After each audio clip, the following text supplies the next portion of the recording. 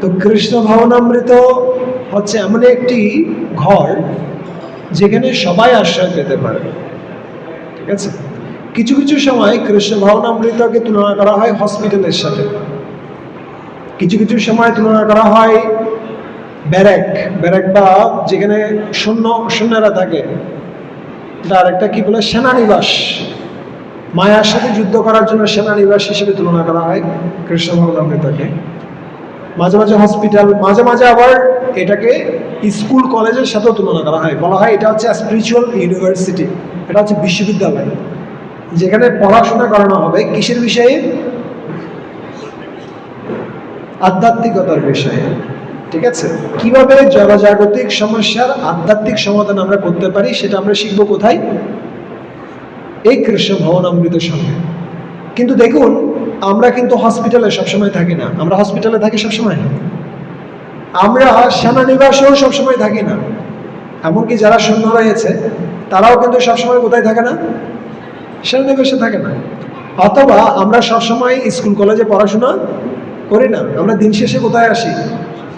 ঘরে আসি, ঘর। কৃষ্ণ ভাবনামৃতটা হচ্ছে সেই ঘর যে ঘরে সবাই আশ্রয় নিতে পারে। ঠিক যেমন একটা পাখি, সে পুরো দিন ঘুরে বেড়ায়, ও ঘুরে বেড়াচ্ছে বিভিন্ন জায়গায়। কিসের আওয়াজ এটা? কিসের আওয়াজ এটা? ডিস্টার্ব করছে না? আচ্ছা, কিসের আওয়াজ? বিভিন্ন পাখির আওয়াজ, কোকিল পাখি থেকে শুরু করে বিভিন্ন পাখি, এরা বিভিন্ন জায়গায় ঘুরে বেড়ায়, কিন্তু দিন শেষে কোথায় আসে? বাসায় আসে। ঠিক একইভাবে এই কৃষ্ণ ভাবনামৃতটা হচ্ছে একটা ঘর যেখানে সবাই কি নিতে পারে? আশ্রয় নিতে পারে। তাই বলা হয় তিনটা জিনিস একাকী কখনো করা উচিত নয়। তিনটা জিনিস। কি কি তিনটা জিনিস? একটা হচ্ছে খাবার, একা খাওয়া উচিত নয়। যদি একা একা খেতে যাও, দরজা বন্ধ করে খাও, কিন্তু আসলে খাবারটা একাকী খাওয়া উচিত নয়। দ্বিতীয় বিষয়টা হচ্ছে গুরুত্বপূর্ণ কোনো সিদ্ধান্ত, গুরুত্বপূর্ণ কোনো সিদ্ধান্ত একাকী নেওয়া উচিত নয়। মনে করলাম আমি এটা করব, করে ফেললাম, কাউকে বললামই না, না, খুব ক্ষতিকর। এমনকি পরিবারও যদি স্বামী স্ত্রী পুত্ররা থাকে, পুত্ররাও যদি আস্তে আস্তে গ্রোন আপ হচ্ছে, আস্তে আস্তে বড় হচ্ছে, তাদের থেকেও জিজ্ঞাসা করা উচিত এটা করলে কেমন হয়। স্বামী কোনো কিছু করতে যাবে, স্ত্রীর থেকে জিজ্ঞাসা করবে। স্ত্রী কিছু করতে যাবে, কার কাছ থেকে জিজ্ঞেস করবে? স্বামী। গুরুত্বপূর্ণ সিদ্ধান্ত যতই আপনি শক্তিশালী হন, একাকী নিয়ে যাবে না। তাই বলা হয় সিদ্ধান্ত যতই মহৎ হোক সেটা মহাজন কর্তৃক অনুমোদিত হওয়া উচিত। বলুন তো আমার পরপর, সিদ্ধান্ত যতই মহৎ হোক তা মহাজন কর্তৃক অনুমোদিত হওয়া উচিত।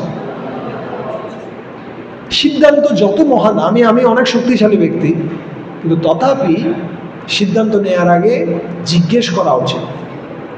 যারা অভিজ্ঞ ব্যক্তি তাদের কাছ থেকে জিজ্ঞাসা করা উচিত। ঠিক যেমনি পরীক্ষিত মহারাজ, তিনি উপবেশনে অবস্থান করে 7 দিনের ভিতরে কি করবেন?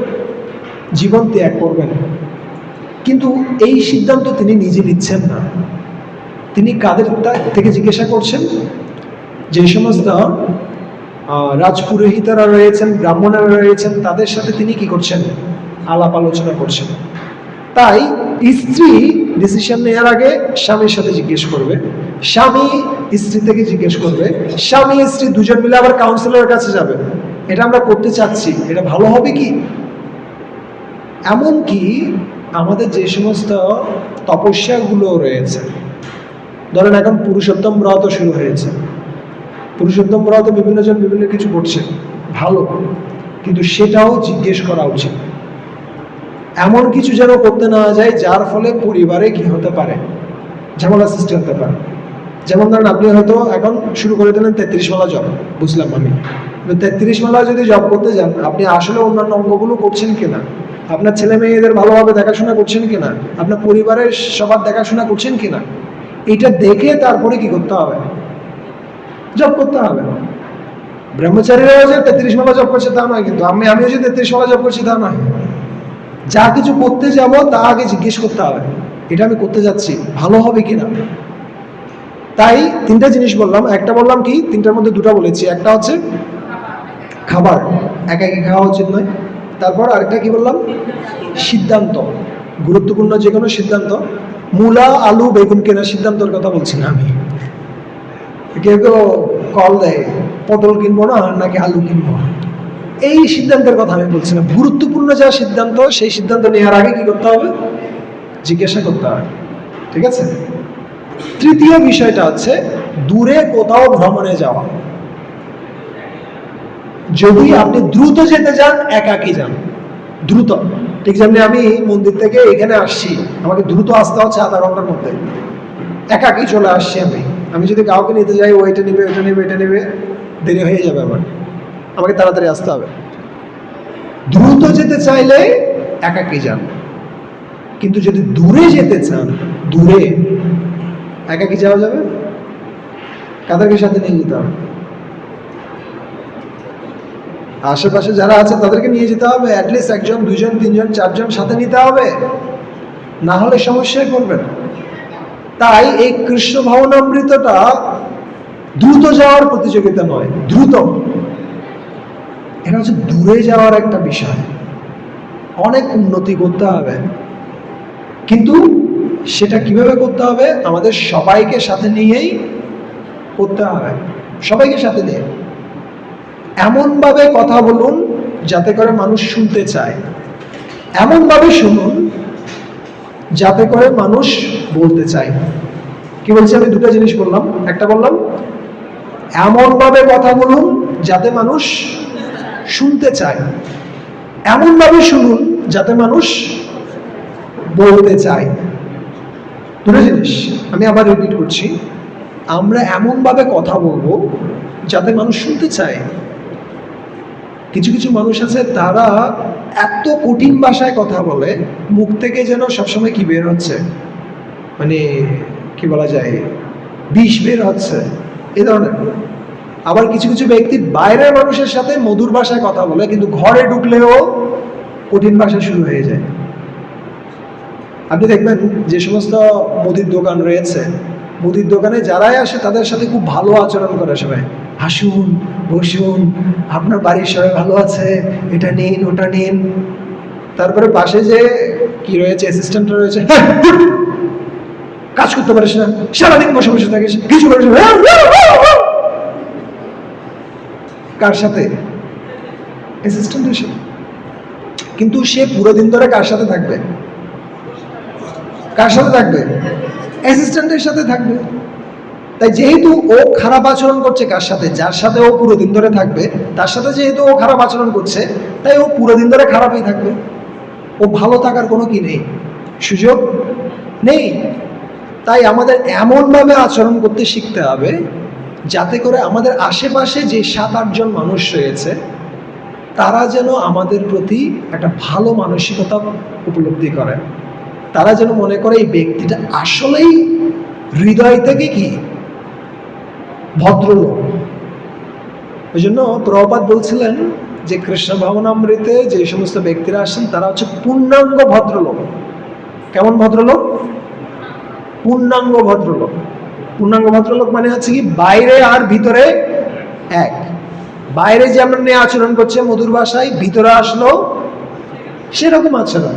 এমন নয় যে বাইরের মানুষদের সাথে খুব মিষ্টি মিষ্টি, ভিতরে না, সেরকম হবে না। যদি আমাদের আশেপাশে ব্যক্তি যারা রয়েছে তাদের সাথে আমরা ভালো আচরণ করতে না পারি, আপনি কিভাবে মনে করেন যে ভগবান আমাদের সাথে ভালো আচরণ করবেন?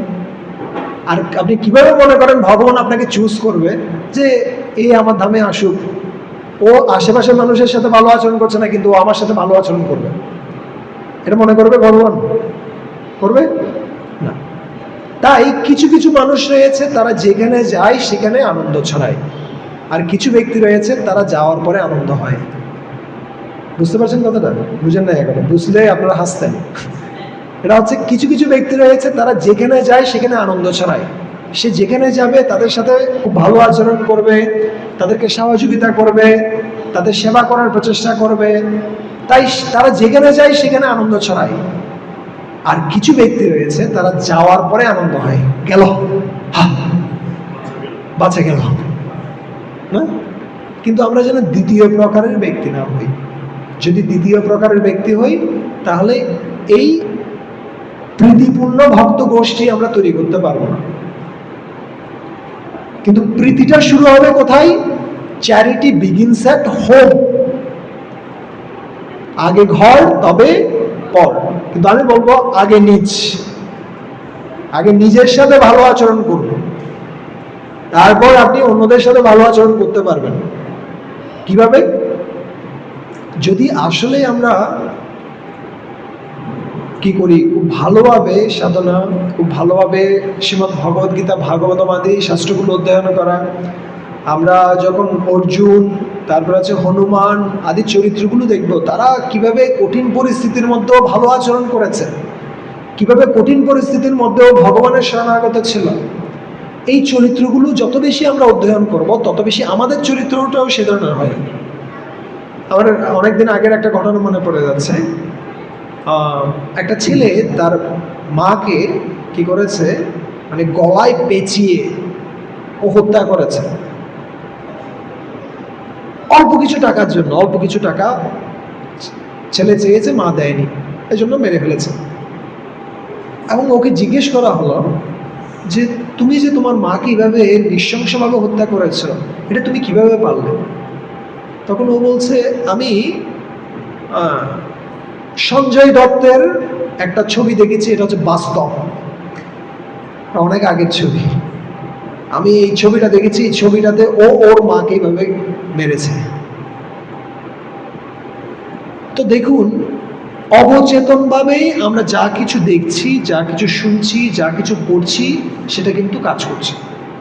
ঠিক একইভাবে যদি আমরা ভালো জিনিস পড়ি, ভালো জিনিস শুনি, ভালো জিনিস শিখি, অবচেতনভাবেই আমাদের মধ্যে কি কাজ করবে?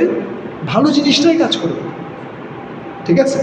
তাই এই কমিউনিটি, এরকম যদি কমিউনিটি সৃষ্টি করতে চাই যেখানে প্রত্যেকজন ব্যক্তি একজন অপরজনকে ভালোবাসবে, একজন অন্যজনের সাথে প্রতিযোগিতা করবে না, সহযোগিতা করবে, সেই রকম কমিউনিটি যদি আমরা শুরু করতে চাই তাহলে প্রত্যেক ব্যক্তিকেই সিনসিয়ার হতে হবে। প্রত্যেক ব্যক্তি, এখানে একজন ব্যক্তির পক্ষে সম্ভব নয় সবাইকে কি করা, এগিয়ে নিয়ে যাওয়া। কিন্তু প্রত্যেকে যদি চিন্তা করে যে আমি এমনভাবে আচরণ করতে চাই যার ফলে গুরুদেব সন্তুষ্ট হবেন, যার ফলে কৃষ্ণ সন্তুষ্ট হবেন, যার ফলে আমার আশেপাশে যে ব্যক্তিগুলো রয়েছেন তারা সন্তুষ্ট হবেন, তাহলে সেটা সম্ভব। যদি সেটা না হয়, যদি এই রকম কমিউনিটি না হয়, লাভিং কমিউনিটি, প্রীতিপূর্ণ ভক্ত গোষ্ঠী যদি না হয়, তাহলে কি কি সমস্যা হতে পারে? কি কি সমস্যা সৃষ্টি হতে পারে? যদি আমাদের সম্পর্কগুলো প্রীতির সম্পর্ক না হয় প্রত্যেকজন ব্যক্তির মধ্যে, কি সমস্যা হতে পারে? হিংসা বিদ্বেষ ছড়িয়ে পড়বে। আর কি সমস্যা হতে পারে? হ্যাঁ, ঝগড়া বাড়বে। প্রতিদিন একটা একটা করে সমস্যা সমাধান করতে হবে। রাঘব প্রভু এই সমস্যা, রাঘব প্রভু এই সমস্যা, এই সমস্যা, এই সমস্যা। প্রতিদিন একটা একটা করে কল আসবে, এখানে এই সমস্যার সমাধান করেন, ওখানে ওই সমস্যার সমাধান করেন। এই সমস্যাগুলো সমাধান করতে করতে আমার যে পড়াশোনা, আমার যে গ্রন্থ অধ্যয়ন, আমার যে সাধনা, এটাই কি হয়ে যাবে? 12টা বেজে যাবে না? তখন আমি কৃষ্ণ চেতনাময় হওয়ার বদলে আমি কি চেতনাময় হয়ে যাব? সমস্যা চেতনাময়। কিন্তু আমি চাই না এমন কিছু ভক্ত তৈরি করতে যারা নিজেদের মধ্যে ঝগড়া করবে।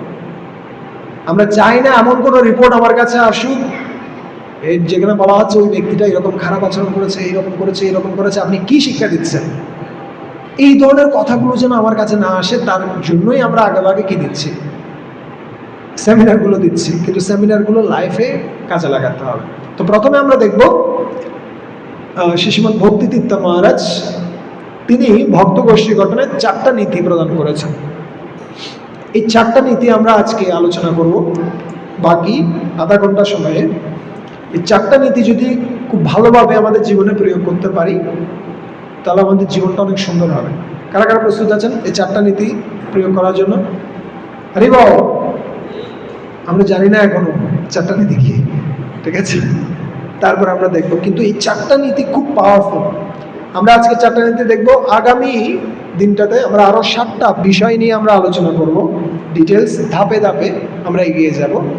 কিন্তু প্রত্যেকটা বিষয় খুব গুরুত্বপূর্ণ। যদি মনোযোগ সহকারে আপনারা শ্রবণ করেন এবং এগুলো প্রয়োগ করেন, তাহলে লাইফের বেশিরভাগ সমস্যার সমাধান হয়ে যাবে।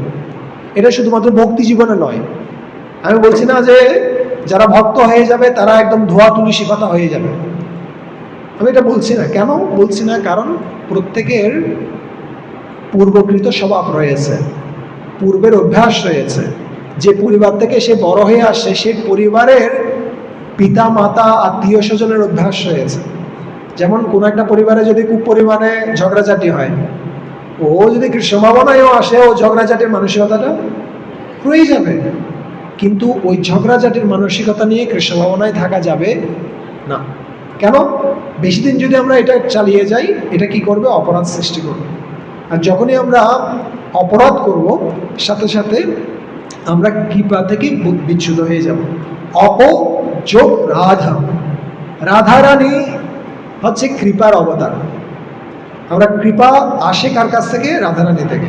যখনই আমরা অপরাধ করি, যখনই আমরা অন্যদের সাথে খারাপ আচরণ করি, সাথে সাথে মাঝখানে একটা ব্রিজ তৈরি হয়ে যায়, যে ব্রিজটার কারণে আর কি আসতে পারে না,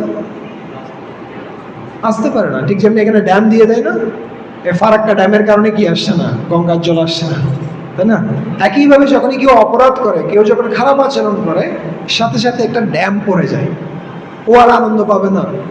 ও হরে কৃষ্ণ মহামন্ত্র জপ করলেও কি পাবে না? আনন্দ পাবে না। ঠিক আছে? কয়েকটা জিনিস আমরা দেখবো এই 4টা নীতি।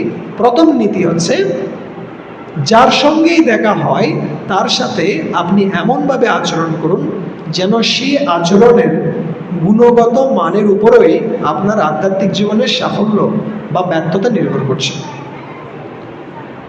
প্রথম নীতিটা কি? যার সাথেই দেখা হয় তার সাথে এমন আচরণ করুন যেন এই আচরণটার উপরেই কি নির্ভর করছে? আমার আধ্যাত্মিক জীবনের সফলতা অথবা ব্যর্থতা নির্ভর করছে। ঠিক আছে?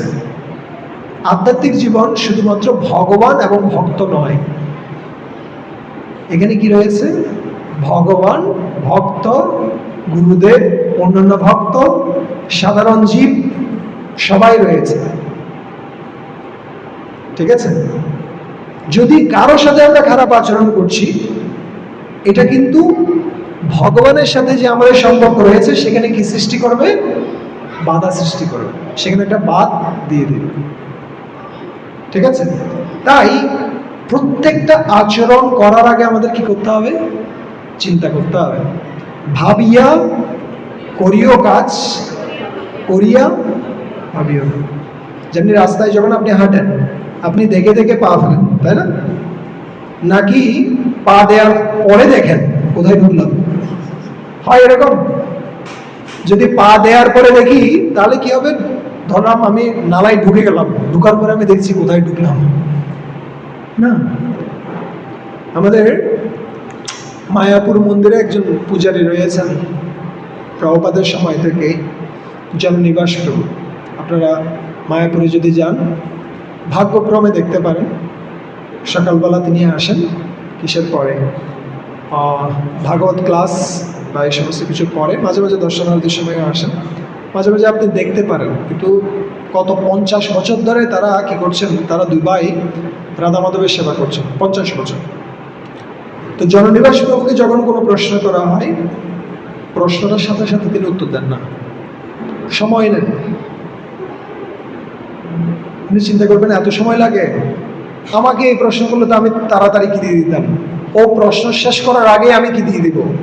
উত্তর দিয়ে দিব। হয় না এরকম? বেশিরভাগ সময় আমরা প্রশ্ন শুনতে চাই না মানুষের। কেউ কিছু বলবে, ওর সেন্টেন্স শেষ হওয়ার আগেই আমি সলিউশন দিয়ে দিলাম, হ্যাঁ শেষ। কিন্তু জননিবাস প্রভুর কাছে যখন কেউ আসে, যখন কিছু বলেন, সময় নেন, তারপরে তিনি উত্তর দেন। তাই আমাদের ক্ষেত্রেও দেখুন, ওরা এইরকম আচরণ করেছে বিধায় আজকে ওরা এই পর্যায়ে আছে। তারা এই যে শুদ্ধ স্থিতি লাভ করেছে সেটা একদিনে লাভ করেনি। এবং জননিবাস প্রভু এমন একজন ভক্ত যিনি কারোর সাথেই খারাপ আচরণ করেন না। মায়াপুরে 1000-এর উপরে কি আছে ভক্ত রয়েছে যারা ব্রহ্মচারী। শুধু ব্রহ্মচারী যদি দেখি 1000 ব্রহ্মচারী, আর সাধারণ ভক্ত মিলে তো 50,000-এর উপরে কি আছে ভক্ত আছে। প্রতিদিন হাজার হাজার মানুষের সাথে দেখা হচ্ছে। সবার সাথে ভালো আচরণ করা টাফ, খুব কঠিন আছে। কিন্তু তথাপি এই ব্যক্তিগুলো তারা কি করেন, তারা প্রত্যেকটা আচরণ করার ক্ষেত্রে খুব সাবধান থাকেন। ঠিক যেমনি আমি শুনছিলাম শেষবার জয়পতাকা স্বামী গুরু মহারাজ একবার সমস্ত ভক্তরা এসেছেন গুরু মহারাজের কাছে। গুরু মহারাজ, আমাদের এই জমির এই সমস্যা, এখানে এই জমির সমস্যা নিয়ে পুলিশেরা আমাদের ভক্তদেরকে পিটিয়েছে, এখন আমরা যাচ্ছি পুলিশকে পেটানোর জন্য।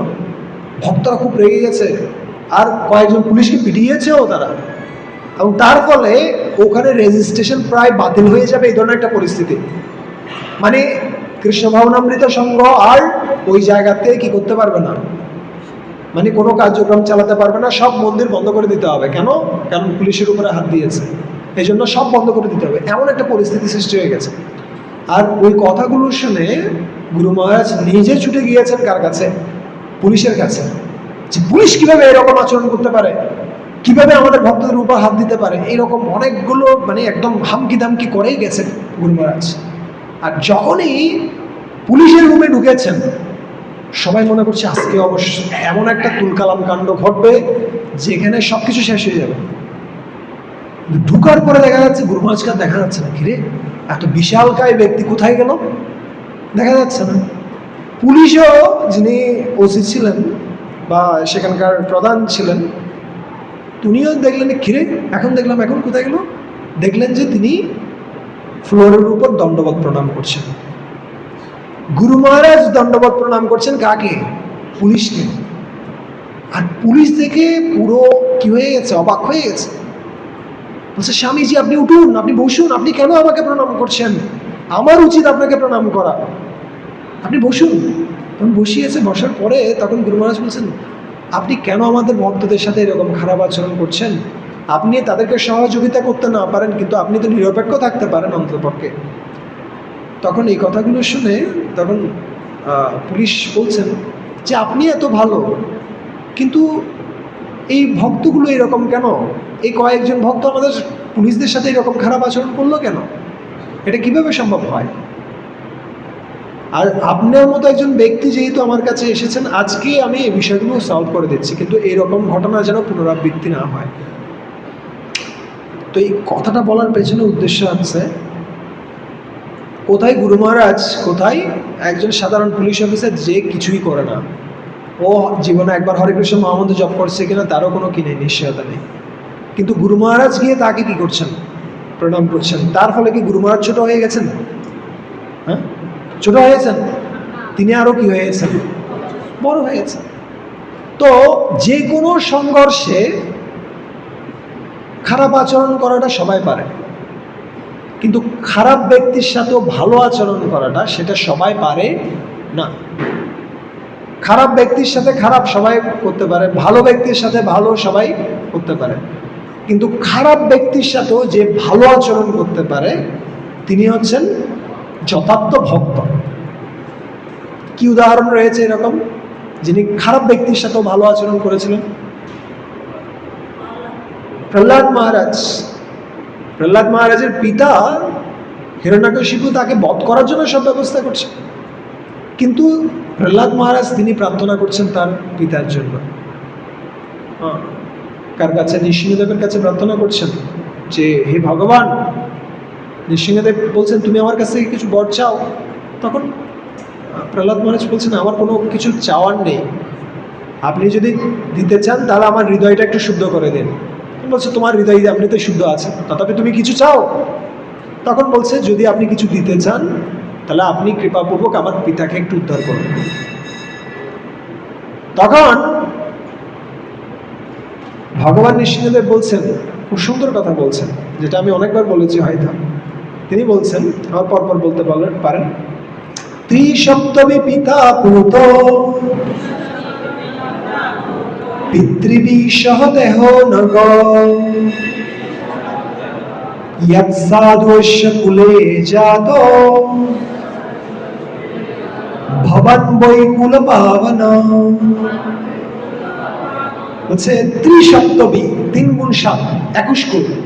বলছে ত্রিসপ্তমী পিতা পুত, 21 কুল পর্যন্ত তোমার পিতৃপুরুষেরা কি হবেন? উদ্ধার প্রাপ্ত হবেন, পুত উদ্ধার প্রাপ্ত হবেন। পিতৃবি সহ দেহ নগ, তাদের পিতারা সহ। কেন?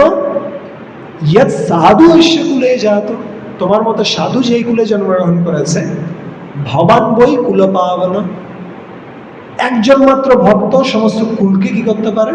উদ্ধার করতে পারে। তো আমরা আমাদের পিতামাতার জন্য ভালো কিছু চাই সবসময়, তাই না? কিন্তু যদি ভালো কিছু করতে চাই, আমাদের ভালো ভক্ত হওয়া উচিত। শুধুমাত্র বাৎসরিক আসলে ব্রাহ্মণকে কিছু টাকা দিয়ে দিলাম, চাউল দিয়ে দিলাম, এর মাধ্যমে যে পিতামাতার কল্যাণ হবে তা নয়। কেন?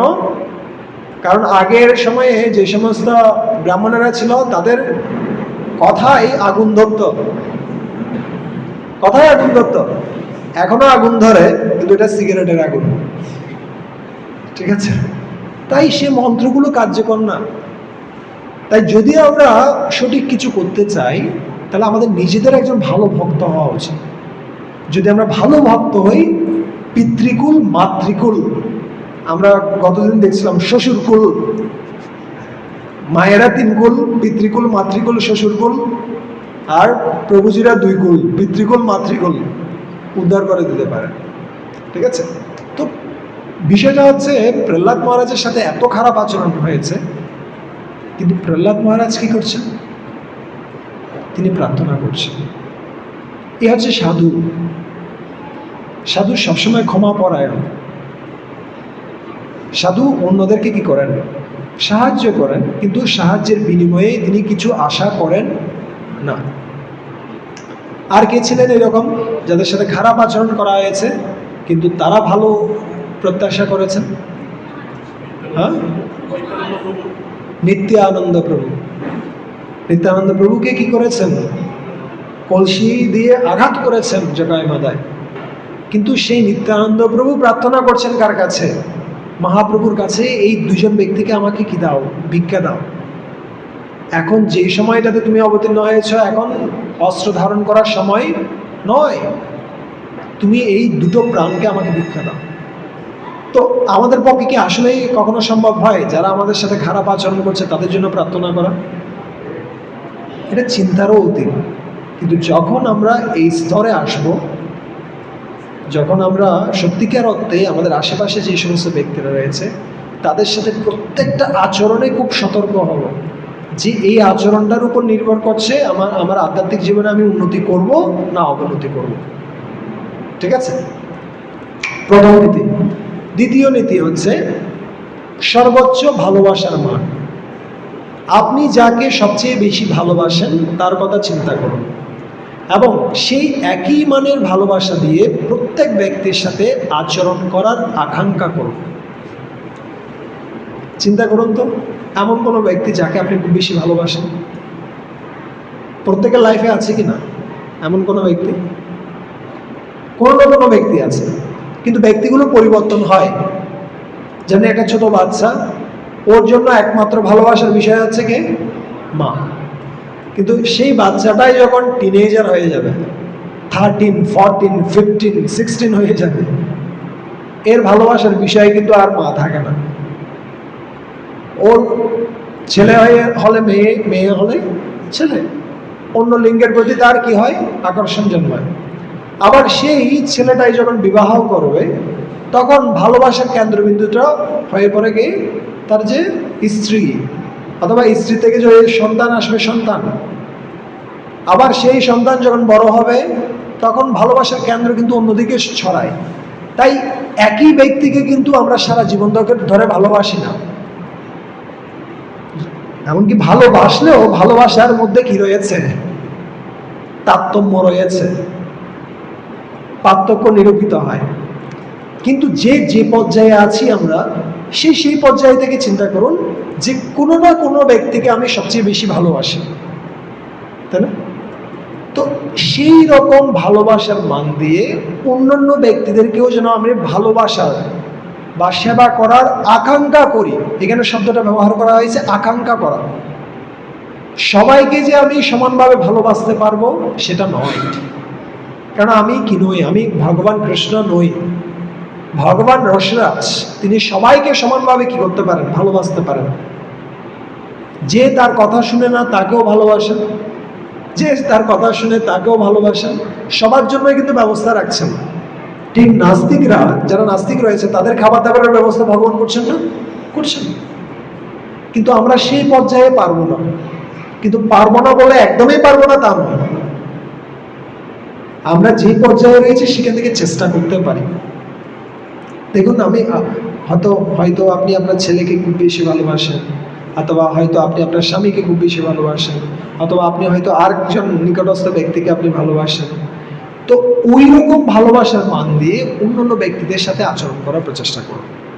যদি এটা কঠিন, কিন্তু আমাদের এটা চেষ্টা করতে হয়।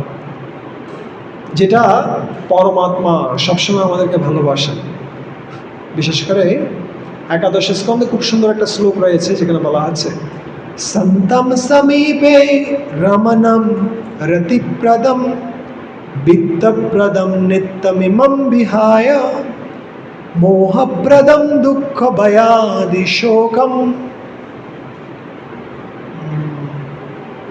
তারপর কি, অহম ভজে আজ্ঞা, মাঝখানে একটা লাইন রয়েছে, দুঃখপ্রদম নিত্যম অহম ভজে আজ্ঞা। এখানে পিঙ্গলা নামে একজন বারবনিতা রমণী, তিনি সারাদিন ধরে একজন পরপুরুষের জন্য অপেক্ষা করছিলেন। তিনি চিন্তা করছিলেন, এই ব্যক্তিটা হয়তো আমাকে কিছু সুখ দিবে, এই ব্যক্তিটা হয়তো আমাকে কিছু টাকা দিবে, এই ব্যক্তিটা হয়তো কিছু আমাকে মণিমাণিক্য দিবে, কিন্তু কেউ আসেনি তার কাছে। আর শেষ সময়ে তিনি চিন্তা করছেন, আমি বাইরে অনেক ব্যক্তিকে খুঁজছি, কিন্তু আমার হৃদয়ে যে ব্যক্তিটা বসে রয়েছেন, সন্তম সমীপে রমণম রতিপ্রদম, আমার খুব কাছেই অবস্থান করছে। যেখানে আত্মা রয়েছে তার কাছেই কি অবস্থান করছে, পরমাত্মা কাছেই। তো আমি বাইরে সব জায়গায় খুঁজছি, কিন্তু আমার হৃদয়ের অভ্যন্তরে যে ভগবান রয়েছেন তাকে সন্তুষ্ট করার আমি কোনো প্রচেষ্টা করছি। সন্তম সমীপে রমণম, যিনি আমাকে আনন্দ প্রদান করতে পারেন, রতিপ্রদম বিত্তপ্রদম নিত্যম ইমম বিহায়, এবং তিনি আমাকে সমস্ত সুখ দিতে পারেন, এবং তিনি সবসময় আমার সাথে থাকবেন। আপনি কেউ যখন দেহত্যাগ করবে, তার দেহটা শ্মশানে নিয়ে যাওয়া পর্যন্ত আত্মীয় স্বজনরা তার পেছনে পেছনে যাবে, তাই না? এরপরে যাবে। কেউ যদি বলে যে প্রিয় স্ত্রী অথবা প্রিয় স্বামী, তুমি আমার সাথে পুরো জীবন ধরে ছিলে, আমি যখন মারা যাব তুমি আমার সাথে চিতায় ডুবে যাও একসাথে, হবে না? অতটুকুতে কেউ নেই। আমার এখনো মনে পড়ে একটা ঘটনা আমি শুনছিলাম, ওখানে স্বামী স্ত্রীর সদ্য বিবাহ হয়েছে, তারা হানিমুনে গিয়েছে, অনেক দূরে হানিমুনে গিয়েছে। এটা 2008 সালের ঘটনা। আর ওই সময়টাতে একটা কল আসছে স্বামীর কাছে যে শেয়ার বাজারে একটা বিশাল পতন হয়েছে, আর সেই পতনের কারণে ওর 100 কোটির যে শেয়ার, সেটা মুহূর্তের মধ্যে 1 কোটি টাকায় নেমে আসে। কোথায় 100 কোটি, কোথায় 1 কোটি। আর এই ধকলটা সহ্য করতে না পারে সাথে সাথে কি বলো হরি পড়ে গেছে। আর এই মহিলা, উনি কল দিচ্ছেন তাড়াতাড়ি করে ওনার বাবা মাকে, মা বাবা তাড়াতাড়ি করে আমাকে নিয়ে যাও এখান থেকে। যে কি হয়েছে, তোমাদের তোমাদের তোমাদের কি জামাই আর নেই? যে কি বলিস, আজকে রাতটা থাক, কালকে আমরা আসবো। রাতটা থাকবো মানে ভূতের সাথে কিভাবে থাকবো? এতক্ষণ যে ব্যক্তিটা জীবনের জীবন প্রাণের প্রাণ ছিল, কিন্তু মুহূর্তের মধ্যে কি হয়ে গেছে, ভূত। এটাই সম্পর্ক প্রত্যেকটা ক্ষেত্রে। তাই বলে আমরা সম্পর্ককে গুরুত্ব দিচ্ছি না তা নয়, সম্পর্ক অবশ্যই গুরুত্বপূর্ণ। কিন্তু সেই সাথে আমাদের দেখতে হবে আমাদের সবচেয়ে নিত্য যে সম্পর্ক সেটা হচ্ছে কার সাথে? পরমাত্মার সাথে। সেই সম্পর্কে যেন আমরা বিনিয়োগ করি। আমরা আমাদের আশেপাশে যে সমস্ত ব্যক্তিরা রয়েছে তাদের সেবা করব, তাদের সম্পর্কে আমরা বিনিয়োগ করব, সেই সাথে আমাদের আত্মার সাথে পরমাত্মার যে সম্পর্ক সেখানেও যেন আমরা বিনিয়োগ করি। আমরা কোন ব্যাংকে টাকা রাখবো? যে ব্যাংক দুদিন পরে হাওয়া হয়ে যাবে সেখানে? কোথায় রাখবো? যেখানে টাকা থাকবে। সবাই সঞ্চয়পত্রের পিছনে দৌড়াচ্ছে কেন? টাকাটা থাকবে। তো একইভাবে আমরা আমাদের সময়, আমাদের শক্তি, এগুলো আমরা বিনিয়োগ করব। কোথায় বিনিয়োগ করব? আমাদের খুব ভালোভাবে চিন্তা করা উচিত। আমাদের অবশ্যই আশেপাশে ব্যক্তিদেরকে সন্তুষ্ট করার প্রচেষ্টা করা উচিত, কিন্তু সেই সাথে আত্মার সাথে যে পরমাত্মার সম্পর্ক সেখানেও যেন আমরা বিনিয়োগ করি। ঠিক আছে? এটা হচ্ছে কি? এটা হচ্ছে সেই নীতি যেখানে আমরা চেষ্টা করবো, অ্যাটলিস্ট আমরা আকাঙ্ক্ষা করব অন্যদের সাথে ভালো আচরণ করার, ভালোবাসা দেওয়ার, যেমনটা আমরা প্রিয় ব্যক্তিকে ভালোবাসি। এটা হচ্ছে দ্বিতীয় নীতি। তৃতীয় নীতি হচ্ছে সকল দ্বন্দ্বকে প্রথমে নিজের ভুল বলে মনে করুন। যখনই কোনো সমস্যা হয় আঙ্গুলটা কোন দিকে যায়? সামনের দিকে। এর কারণে, ওর কারণে, ওর কারণে, ওর কারণে হচ্ছে না কেন? অন্যদের কারণে। কিন্তু যখনই আমরা একটা আঙ্গুল অন্যকে দেখাই, তিনটা আঙ্গুল নিজের দিকে দেখাই। তুমি তুমি তুমি।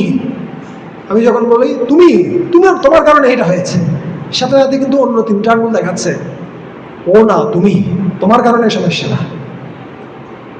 কিন্তু দেখেন, আমরা যখন মানে নিজের কোনো একটা সমস্যায় পড়ি, অন্যরা যদি কোনো একটা সমস্যায় পড়ে, আমরা নিজেরা কি হয়ে যায়? জাজ হয়ে যায়, বিচারক হয়ে যায়। আমরা বিচার করতে থাকি, আরে এটা নয় এটা, এটা নয় এটা, এভাবে কোনো, এভাবে করো। আমরা বিচারক। ও এই সমস্যা হচ্ছে, আরে ওর কোনো চরিত্রই নেই, এই ও মিথ্যাবাদী, ও ও লেজি, ও কি অলস, ও এটা, ও এটা। বিচারকরা এইভাবে বিচার দেয় না? যে দোষী সাব্যস্ত করা হলো, তাকে কি বাংলাদেশের দণ্ডবিধি 420 ধারা মোতাবেক কি করা হলো? ফাঁসির আদেশ দেয়া হলো। বিচারক। যখন অন্য কেউ ভুল করে তখন আমরা কি হয়ে যাই? বিচারক হয়ে যাই। আর যখন আমরা নিজেরা ভুল করি তখন আমরা অ্যাডভোকেট হয়ে যাই। অ্যাডভোকেট কি করে? অ্যাডভোকেট সত্যকে মিথ্যা, মিথ্যাকে সত্য, যাই বলবে বলুক, কিন্তু কে যার পক্ষে কাজ করছে সেই যেন কি হয়? বাঁচে। তো যখন আমরা নিজেরা ভুল করি তখন আমরা কি হয়ে যাই? অ্যাডভোকেট হয়ে যাই। আমরা প্রমাণ করতে চাই অন্যরা ভুল, আমি ভুল না। ঠিক আছে? কিন্তু যিনি যথার্থ ভদ্রলোক, তিনি যে কোনো সমস্যায় নিজের ভুলটা আগে দেখবেন। আর যদি সত্যিকার অর্থে কেউ নেতৃত্ব দিতে চায়, সত্যিকার অর্থে, পদবী নেতৃত্ব না, পদ দিয়ে কেউ নেতা হয় না। যদি কেউ সত্যিকার অর্থে নেতৃত্ব শিখতে চায় তাহলে আগে নিজের ভুলটা দেখতে হবে। এবং নেতৃত্বটা সব জায়গায়, একটা পরিবারের নেতৃত্ব রয়েছে, সমাজের নেতৃত্ব রয়েছে, প্রত্যেকটা জায়গাতে। আর যে ব্যক্তি নিজের ভুল স্বীকার করে তখন দেখবেন অন্যান্য ব্যক্তিরাও তাদের ভুল স্বীকার করবে, তাই না? ধরেন কোনো একটা ঘটনা ঘটে গেছে আর আমি বললাম সরি, এটা আমার ভুলের কারণে হয়েছে, তখন দেখবেন অন্যরাও বলছে স্বাভাবিকভাবে, না না, এটা তোমার ভুলের জন্য না, এটা আমার ভুলের জন্য হয়েছে। কিন্তু যখনই আমরা অন্যদের ভুলটা দেখে যাই, না এটা তোমার ভুলের কারণে হয়েছে, তখন কথাটা কি আসবে? না না, এটা তোমার ভুলের কারণে হয়েছে। এরকম হতো। আমরা যখন বন্ধুরা যেতাম কোনো জায়গায় কি করার জন্য, আমি তেমন একটা বসতাম না কোনো চায়ের দোকানে বা কোনো কিছুতে, কিন্তু আমি দেখতাম বন্ধুদেরকে, ওরা যখন চায়ের দোকানে বসতো, তারপরে যখন কি দিতে হবে, বিল দিতে হবে, যখন একটা বন্ধু বলতো দোস্ত আজকে বিলটা আমি দিই, সাথে সাথে পাশের জন কি বলতো, না না আমি দিই, আজকে আমি দিই। আরেকজন কি বলতো, না না তুই না, আমি দিই। কিন্তু যদি বলা হতো যে দোস্ত আজকে বিলটা তুই দে, তাহলে কি হবে? না না তুই দে, তুই দে, তুই দে, এটা কেউ দিবে না। তো একইভাবে যখন আমরা আমাদের নিজেদের ভুল স্বীকার করি, আমরা বিনয়ী হই, অন্যরাও কিন্তু বিনয়ী হয়। কিন্তু যখন আমরা অহংকারী হই, আমরা অহংকার বের করি, অন্যরাও কি হয়, তাদের অহংকারটা বের করে। আপনি যদি অন্যদের উপরে গরম জল ঢালবেন, ওরা কি ঠান্ডা জল ঢালবে? কি ঢালবে? গরম জল। আর আমরা যদি সুন্দর গোলাপ জল ঢালি, গোলাপ জল। তো আমাদের চেষ্টা করতে হবে যখনই কোনো একটা সমস্যা ঘটছে, সাথে সাথে যেন আমার কি ভুল সেটা আমরা দেখতে থাকি। আমরা যেন বিচারক হয়ে অন্যদেরকে বিচার করতে না যাই, তাহলে লাইফটা অনেক সুন্দর হবে। বেশিরভাগ পারিবারিক সমস্যার একটাই কারণ, নিজেকে প্রমাণ করতে চাওয়া, আমি ভালো সেটা প্রমাণ করতে চাওয়া, আর আমি অন্য থেকে উন্নত। এমনকি যখন আমরা জব করছি, একাদশী থাকছি, ধরেন কেউ জব করছে না, একাদশী থাকছে না, তার মানে আমি কি তার থেকে উন্নত? কি মনে করেন? কেউ জব করছে না আর আমি জব করছি, তার মানে আমি উন্নত ওর থেকে? যখনই আমি মনে করবো আমি উন্নত, তখনই বুঝতে হবে আপনি সবচেয়ে অনুন্নত। যে যত উন্নত সে তত বিনীত, যে যত উদ্ধত সে তত অনুন্নত। আমরা উন্নত নই, আমরা ভাগ্যবান। আমরা নিজেদেরকে ভাগ্যবান মনে করতে পারি যে আমি ভাগ্যবান, আমি জব করার সুযোগ পাচ্ছি, আমি ভাগ্যবান একাদশী থাকার সুযোগ পাচ্ছি, আমি ভাগ্যবান মন্দিরে আসার সুযোগ পাচ্ছি। কিন্তু যখনই আমি মনে করব আমি উন্নত, তখনই কিন্তু আমার টোনটা চেঞ্জ হয়ে যাবে, আমার কথা বলার ভঙ্গিটা চেঞ্জ হয়ে যাবে। আমি সাথে সাথে একটু বিদ্রুপ সারে কথা বলতে শুরু করবো। আরে তুমি কি, তুমি তো জবই করো না, তুমি তো একাদশী থাকো না, আমি একাদশী থাকি, হ্যাঁ তুমি তো মন্দিরে আসো না, আমি আসি। কিন্তু যখন আমি মনে করব যে আমি ভাগ্যবান, ভাগ্যবান মানে কি? ভাগ্যবান মানে এটা আমার পাওয়ার যোগ্যতা ছিল না, কেউ আমাকে দিয়েছে। ধরেন আপনাকে কেউ এসে 1 কোটি টাকার একটা চেক দিয়ে গেল, আর আপনি 1 কোটি টাকার মালিক হয়ে গেলেন। আপনি কি মনে করবেন যে আমার অনেক যোগ্যতা ছিল তাই আমি 1 কোটিপতি হয়েছি? না, আমরা ভাগ্যবান। ভগবানের কৃপা, ভক্তদের কৃপা, ভাগবতের কৃপা, এই সমস্ত কৃপা পেয়ে আমরা কি হয়েছি?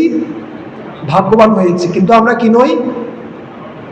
আমরা উন্নত নই। আবার বলুন, আমরা উন্নত নই, আমরা ভাগ্যবান। আমরা উন্নত নই, আমরা ভাগ্যবান। এই মানসিকতাটা যখন থাকবে, তখন সবার সাথে আচরণটা কি হবে? খুব সুন্দর হবে। এবং তখন প্রত্যেকটা ব্যক্তি আকৃষ্ট হবে যে ব্যক্তিটা এত ভালো, তাহলে ওর সংগঠনটা না কত ভালো হবে, ওর ভক্ত গোষ্ঠীটা কত ভালো হবে, ওর গুরুদেব কত ভালো হবে, ভগবান কৃষ্ণ কত ভালো হবে। ভগবান কৃষ্ণকে কেউ দেখতে যাবে না, গুরুদেবকে কেউ দেখতে যাবে না, দেখবে কাকে? দেখবে আমাকে। এই কৃষ্ণ ভাবনামৃতের কোনো দরজা নেই, দরজাটা হচ্ছে প্রত্যেকটা ভক্ত। প্রত্যেক ভক্ত কি আচরণ করছে তার মাধ্যম দিয়ে মানুষ কৃষ্ণ ভাবনাকে গ্রহণ করবে অথবা কৃষ্ণ ভাবনাকে ত্যাগ করবে। তাই সেই আচরণটা যদি ভালো হয়, তাহলে মানুষ স্বাভাবিকভাবে কৃষ্ণ ভাবনায় কি করবে? প্রবেশ করবে। কিন্তু সেটার জন্য কি করতে হবে? প্রত্যেকটা দ্বন্দ্বকে আগে নিজের সমস্যা হিসেবে দেখতে হবে। কেউ আমার সাথে ভালো আচরণ করছে না, তাহলে আমার দেখতে হবে আমি কি করছি ভুল, যার কারণে ও আমার সাথে ভালো আচরণ করছে না, বা আমি কি করতে পারি যার ফলে সে আমার সাথে ভালো আচরণ করবে। বুঝে গেল? চতুর্থ বিষয়, উপলব্ধি করুন যে আপনার বর্তমান পরিবেশে থাকা মানুষগুলোই সম্ভবত সেই মানুষ যাদের সাথে আপনাকে পুরো জীবনটা কাটাতে হবে, এবং মৃত্যুর সময়েও তারাই আপনার সাথে থাকবে। ধরেন মৃত্যুর সময় এসে গেছে, আপনি শুয়ে আছেন, আপনার গঙ্গা জল মুখে দেওয়ার জন্য কাউকে বলছেন, গঙ্গা জল দিচ্ছে, আর যে কোনো সময় কে চলে আসবে? যমরাজ। আইসিইউ আইসিইউ লেখা থাকে না? আইসিইউ মানে কি জানেন? যমরাজ বলছেন আইসিইউ, আমি তোমাকে দেখতে পাচ্ছি যমরাজ, আমি যে কোনো মধ্যে তোমাকে কি করব? নিয়ে যাব। আশেপাশে ব্যক্তিগুলো যারা থাকবে, যারা আপনাকে গঙ্গা জল দিবে, আপনার জন্য হরে কৃষ্ণ মহামন্ত্র কীর্তন করবে, তাদের প্রতি আপনার অনুভূতিটা কেমন হবে? ভালো না খারাপ? এই ব্যক্তিগুলোই হচ্ছে আমার সবচেয়ে আপনজন। সেই ব্যক্তিগুলো আপনার আশেপাশে আছে। যে ব্যক্তিগুলো আপনার আশেপাশে আছে, এই ব্যক্তিগুলোই মরার সময় পাশে থাকবে, এই ব্যক্তিগুলোই গঙ্গা জল দিবে, এই ব্যক্তিগুলোই আপনার জন্য হরে কৃষ্ণ মহামন্ত্র বলবে। যদি এদের সাথে আমরা খারাপ আচরণ করি, ওরা বলবে হরে কৃষ্ণ মহামন্ত্র? ওরা বলবে মরে গেছে, ভালো হয়েছে না? কে জানি একটা কথা বলছিল, এমন জীবন করিতে হবে গঠন, মরণে কাঁদিবে তুমি না, মরণে হাসিবে তুমি, কাঁদিবে ভুবন। হ্যাঁ, অনুকূল ঠাকুরের বাণী। আচ্ছা, যাই হোক, আমি জানি না কার। তো এমন একটা জীবন গঠন করতে হবে যেখানে মৃত্যুর সময় আমরা হাসবো। কেন? আমরা কারোর সাথে কি করিনি? খারাপ আচরণ করিনি, আমরা সবার সাথে ভালো আচরণ করার প্রচেষ্টা করেছি, এবং সেই সাথে আমার সাথে কৃষ্ণের সাথে একটা কি রয়েছে? সম্পর্ক রয়েছে। এখানেও একটা বিষয় ক্লিয়ার করা প্রয়োজন। আমি শুধুমাত্র সবার সাথে ভালো সম্পর্ক রেখে পার পেয়ে যেতে পারবো না। ধরেন কিসে একটা জেলের ভিতরে, সে জেলের যে সমস্ত কয়েদি আছে তার সাথে ভালো আচরণ করছে না, ভালো, কিন্তু তাকে এই জেল থেকে বের হওয়ার প্রচেষ্টাও করতে হবে। ঠিক একইভাবে যদি আমরা শুধু ভালো আচরণ করি সবার সাথে, কিন্তু আমার সাথে কৃষ্ণের সাথে কোনো সম্পর্ক নেই, তাহলে আমি এই ভালো আচরণের দ্বারাও কোথায় থেকে যাব? এই জগতেই থেকে যাব, জেলেই থেকে যাব। আর পরবর্তী জন্মে আবার পুনরপি জননম পুনরপি মরণম পুনরপি জননী জঠরে শয়নম ইহ সংসারে বহু দুস্তরে কৃপয়া পারে পাহি মুরারে। পুনরায় জন্মগ্রহণ করছি, পুনরায় কি করছি? মৃত্যুবরণ করছি। হয়তো ভালো জায়গায় জন্ম হবে, ঠিক আছে, অথবা এমনকি যদি আপনি মনুষ্য দেহ না পেয়ে নিম্নতর জনিতেও যান, সেখানেও কি থাকবে? ধরেন আপনি বিড়াল বা কুকুর হয়ে জন্মগ্রহণ করলেন, কিন্তু তথাপি কি থাকবে?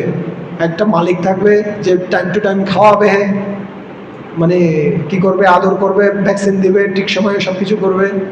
কিন্তু এটা জীবনের উদ্দেশ্য নয়।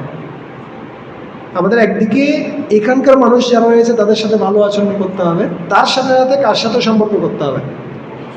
কৃষ্ণের সাথে সম্পর্ক করতে হবে। তাহলে আমরা অন্তিমে কোথায় যাব? ভগবানের ধামে ফিরে যেতে পারবো। ঠিক আছে?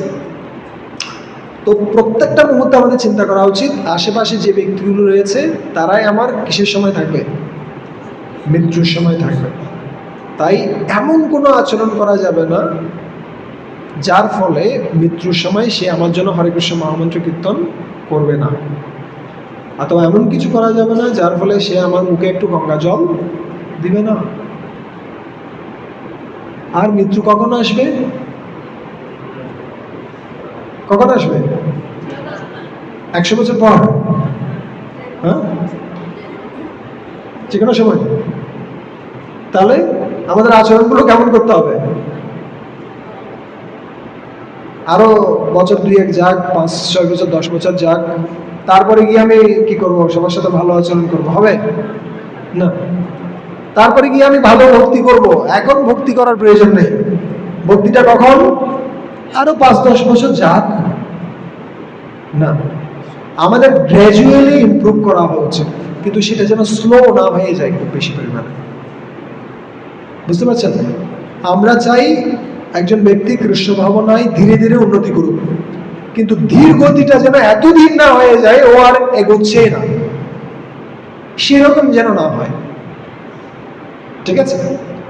তো এখানে 4টা নীতি আমরা দেখলাম। আমরা আরো ডিটেলস আগামী সপ্তাহগুলোতে এই বিষয়টার আলোচনা চলবে, আরো ডিটেলস রয়েছে। অনেক বিশাল বিষয়, আমরা 3-4 সপ্তাহ জুড়ে এই বিষয়টা নিয়ে আলোচনা করব। কিন্তু এই সিম্পল বিষয়, খুব বেশি কঠিন বিষয় নিয়ে আমরা আলোচনা করছি না, কিন্তু এই ছোট ছোট বিষয়গুলো যদি আমরা জীবনে প্রয়োগ করতে পারি, জীবনটা অনেক সুন্দর হবে না? অনেক সুন্দর হবে। সেখানে কোনো ঝামেলা থাকবে না, ঝগড়া থাকবে না, একে অন্যের সাথে একটা প্রীতির সম্পর্ক থাকবে। ঠিক আছে? তাহলে 4টা বিষয় আমরা বললাম।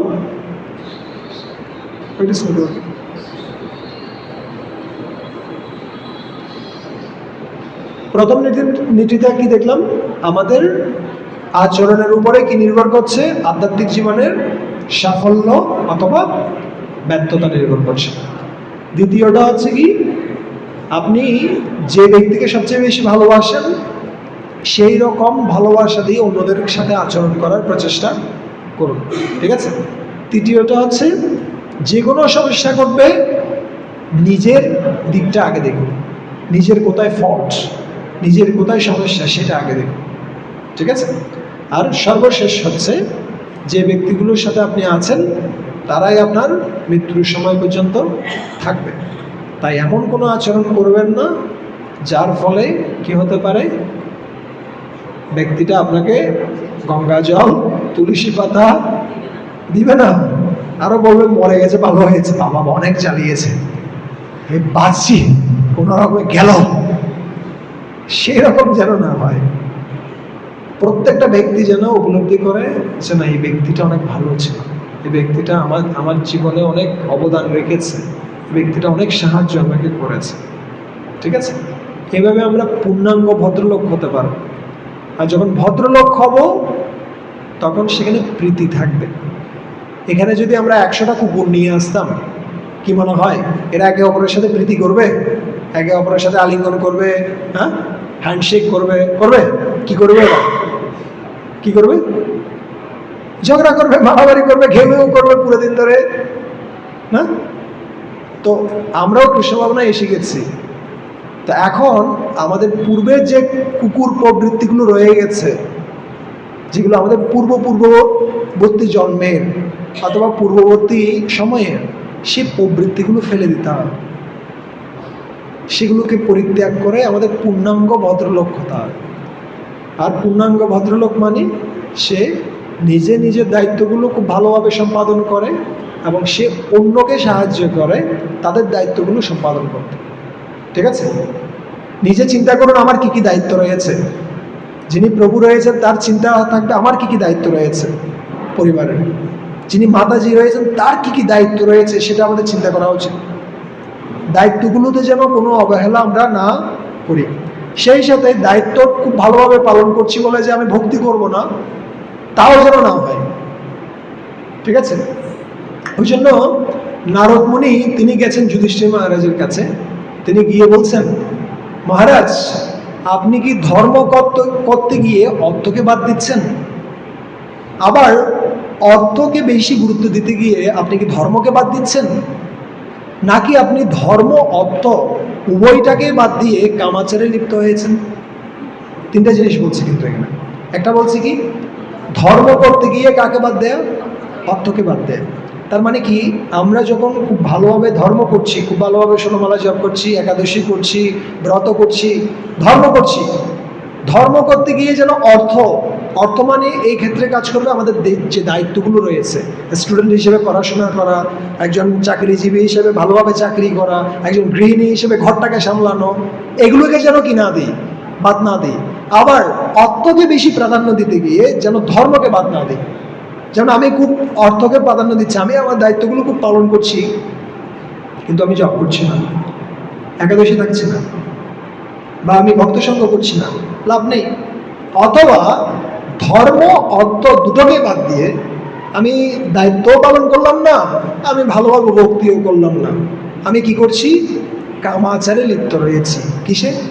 হয়তো ফেসবুক, টুইটার, ইউটিউব এগুলো নিয়ে ঘন্টার পর ঘন্টা কাটিয়ে দিচ্ছি। আমি পরিবারেরও কি নিচ্ছি না, খোঁজখবর নিচ্ছি না, আমি সন্তানদেরও খোঁজখবর নিচ্ছি না, আমি আমার পড়াশোনাও করছি না, আমি আমার ভক্তিও ঠিকমতো করছি না, আমি শুধুমাত্র কোথায় সময় কাটাচ্ছি? ফেসবুকে। লাভ কি? ঠিক আছে? তাই আমাদের কি রাখতে হবে? ব্যালেন্স, ধর্ম অর্থ, আমার দায়িত্ব আর আধ্যাত্মিকতা, এই দুটোর মধ্যে যেন কি থাকে? একটা ভালো সুসমন্বয় থাকে। দুঃখিত, আমার কথাগুলো কঠিন মনে হতে পারে, কিন্তু এই কথাগুলোকে যদি আমরা জীবনে প্রয়োগ করতে পারি, কারণ আমি যে কথাগুলো বলছি একটা কথাও এমন নয় যে আমি কি করছি, আমি আপনাদেরকে এমন কিছু বলছি যেটা আমি জীবনে প্রয়োগ করছি না, ঠিক আছে? এইরকম কোনো বানানো কথা আমি বলছি না। যেই পথের মধ্যে দিয়ে আমি গেছি সেই পথটাই আপনাদের সামনে আমি উপস্থাপন করছি। ঠিক যেমনি বাচ্চা শিশুকে যখন আপনি গরম জল দিয়ে স্নান করাবেন, আপনি নিজে আগে পরীক্ষা করে দেখেন না এটা কতটুকু গরম। ওই গরমটা কিন্তু আপনি দেন না, এর থেকে আরেকটু কম গরম বাচ্চার গায়ে দেন, তাই না? ঠিক একইভাবে আমি যে বিষয়গুলো আপনাদের সামনে উপস্থাপন করছি, এই এমন প্রিন্সিপাল আমি উপস্থাপন করছি যে প্রিন্সিপালগুলো আসলে পালন করা সম্ভব, অসম্ভব নয়, ঠিক আছে? কঠিন হতে পারে, অসম্ভব নয়, ঠিক আছে? আমাকে ক্ষমা করবেন যদি আমার কথায় কষ্ট পেয়ে থাকেন। হরে কৃষ্ণ কৃষ্ণ কৃষ্ণ হরে হরে, হরে রাম রাম রাম হরে হরে।